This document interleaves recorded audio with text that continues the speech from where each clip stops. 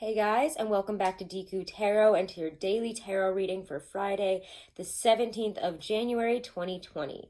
I do want to say right before I shot this, I tried to shoot it and I kept saying the 17th of October, 2019. So I'm still stuck in that October place for some reason, and I'm not sure why. We're going to be using the Hobbit deck today. We're going to check out what's going on. Do be sure to subscribe, guys. If you haven't, I do appreciate the support. Check out your monthlies. Check out your yearlies for 2020. Those are all up for January and for the 2020 to 2021 year. Put a lot of effort and work into those, a lot of astrology research that I thought was very important. So definitely go check them out. And if you want to book a reading, all that info is always right below this video in the description box. So let's get into this. Hobbit Tarot here. So let's see what's going on today. Let's take it back to the Hobbit and the Hermetic Tarot. Some classic cards here. Let's see what today is about. We have a void moon today as it goes, it's also a third quarter into a fourth quarter moon. And it's entering Scorpio. Moves from Libra into Scorpio. Color of the day is purple. So let's see what we get.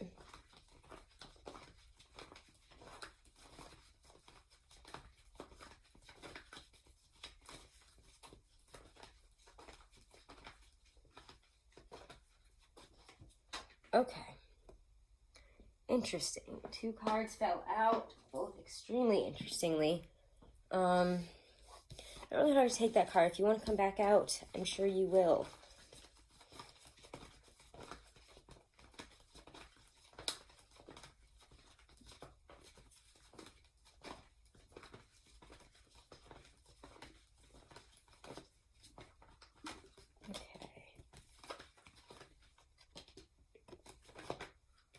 Okay. Okay. All right. Okay. So, Friday, interesting day. If not, pretty good day.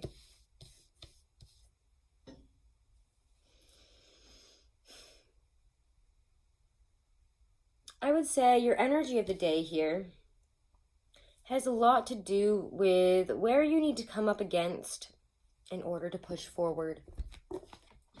Nine of Wands, Hierophant are both here. Nine of Wands to me is a card that, sorry, hair on my face, that brings up boundaries, that brings up how much, how much have you put into this? It's a lot of inner strength here that's coming up, and maybe we're feeling, there's an opposition, maybe we're feeling people are against us, or whatever it is, we're ready for the fight, we're ready for the battle. And the Hierophant kind of comes in here with a very different sort of energy. And he kind of leads you to this spot, which is, to me, your general energy of the day here, your overall energy, the Fool. What are we stepping into?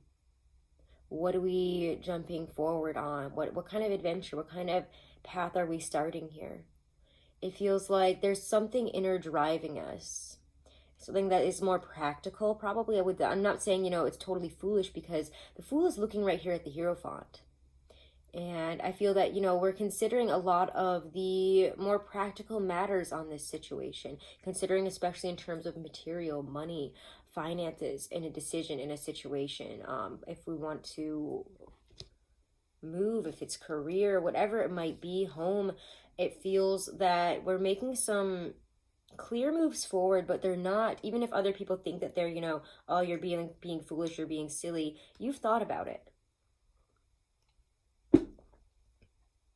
And I know that because the Queen of Coins and Ten of Coins are there as well. And you know what's going to bring you the bread. You know what's going to bring you the money. You know what's going to give back here. What's going to bring all that abundance in, that 10 coins, which is really nice. So let's get some clarifiers before we go any further here.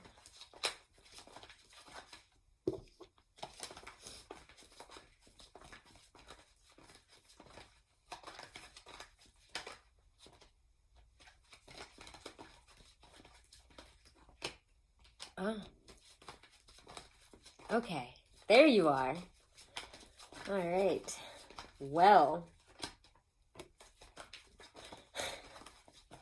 you have four major, no, 1, 2, 3, 4, 5 major arcana so far in this reading. I know I didn't talk about the other major arcana, but he'll come up in a second.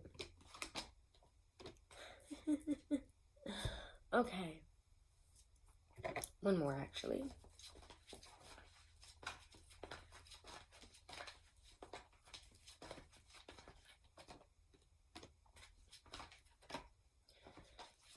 Something has to end, and I feel like we've been in this position for a little bit now. Ten of Swords has come up many times below other cards. If it wants to come out again, I am sure it will.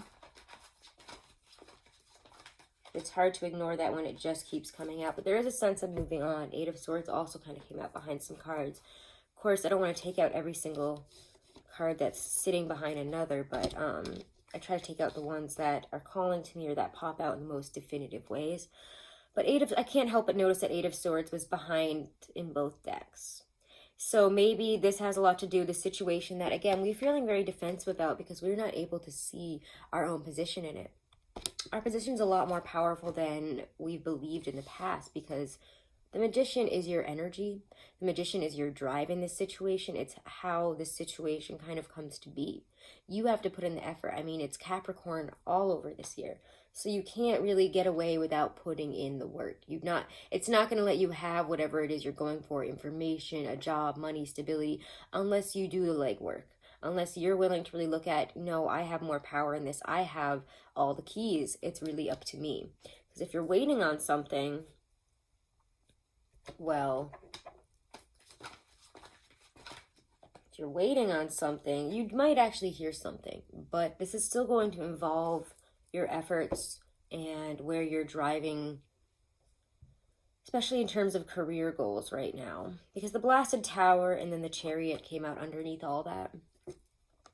And yeah, the Knight of Wands says it might be something that either you move forward very passionately on, it's like a sudden click decision for you, or somebody else. Because the Tower comes in and immediately we have the Chariot next to it, which is, let's take down what was, it's something that comes in to shake you up from the core, shake up your life here. It doesn't have to be, big breakups and fights and all this stuff. Sometimes the Tower comes in as a very positive thing, but it still asks you to let go of, to change, and to shift in a major area of your life here. It brings in the shift. I mean, whether you're asking for it or not. The Chariot to the Six of Cups here signifies, will you do things the same way that you were before? Are you going to hold out for something that was? Are you going to hold out for something? I don't know. I don't want to say that it's not something that's coming back, because we do have two sixes in this reading. The Empress, the Judgment card, which don't worry, I'm going to show in a second. But for me, this is interesting. I think some of you might not have seen some efforts. This is a job situation. I get the sense that some of you might be hearing back from a job or, a big position, something really big in terms of career, money, financials that you put out a while ago. And maybe you didn't expect to hear anything about it, but something is coming in. I do think that you had a major hand in putting it and bringing it in there, whether it's currently or that you tried to bring this in the past and now here it is on your doorstep. But the Empress and the Last Judgment are here. So to me, this says you've manifested this in and now it's here. What are you going to do about it? The Empress is usually a very good thing, a fertile type of manifestation, something that comes in while you've been waiting for it. You put in the effort, you put in the work. The Empress is that entrepreneurial card of I've been working at this. She even has 1, 2, 3, 4, 5, 6, 7, 8, 9. She has 10 pentacles there. And as you see, Queen of Coins and the Ten of Pentacles are also here, which is a very similar energy to me. It's like when you take the Queen of Coins and then put 10 Pentacles with it, you get the Empress. I mean, I know that's not true because she embodies all the other Empresses, but for me, she's that Taurus card. She represents the energy of Taurus, of being able to build, being able to manifest, being in nature, being fixed earth. Even more so than the Hierophant, which is also here.